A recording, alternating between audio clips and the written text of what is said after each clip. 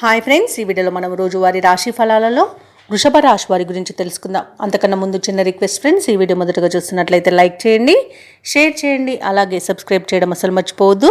మీ యొక్క సపోర్ట్ నాకు ఎంతో అవసరం.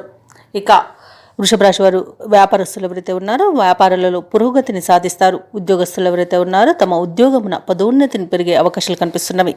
సన్నిహితులతో సఖ్యత అనేది కలుగుతుంది. ఆప్తుల నుండి విలువైన సమాచారాన్ని సేకరిస్తారు. అలాగే దైవ దర్శనాలు చేసుకుంటారు. దేవాలయాలను సందర్శించినప్పుడు మీరు ముఖ్యంగా గుర్తుంచుకోవాల్సింది మీ ఇష్టదైవం యొక్క ఆరాధన అనేది మీకు మంచి చేస్తుంది. కాబట్టి తప్పకుండా దిశగా ప్రయత్నించండి. ఇక సంఘంలో గౌరవ మర్యాదలకు లోటు ఉండదు. నూతన వస్త్ర ఆభరణాలను కొనుగోలు చేస్తారు. ఇక వృషభ రాశి వారికి ఈరోజు అత్యంత ప్రయోజనకరమైన రోజుగా చెప్పవచ్చు. మంచి భాగ్యయోగం అనేది కలుగుతుంది. సంపూర్ణమైన ఆరోగ్యం సంప్రాప్తిస్తుంది.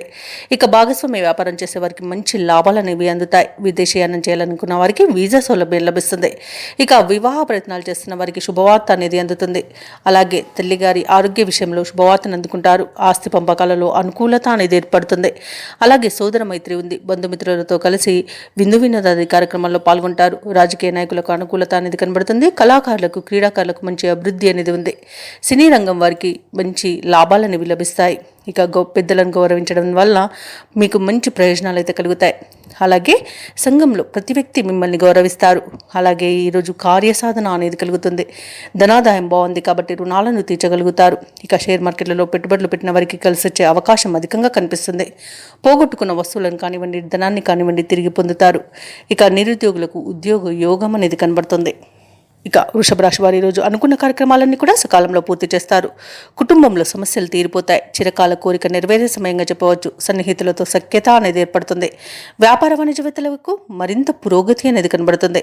ఇక ప్రభుత్వ ఉద్యోగస్తులకు ప్రోత్సాహం అనేది లభిస్తుంది. రాజకీయవేత్తలకు చిత్ర పరిశ్రమ వారికి కలిసి వచ్చే కాలంగా చెప్పవచ్చు.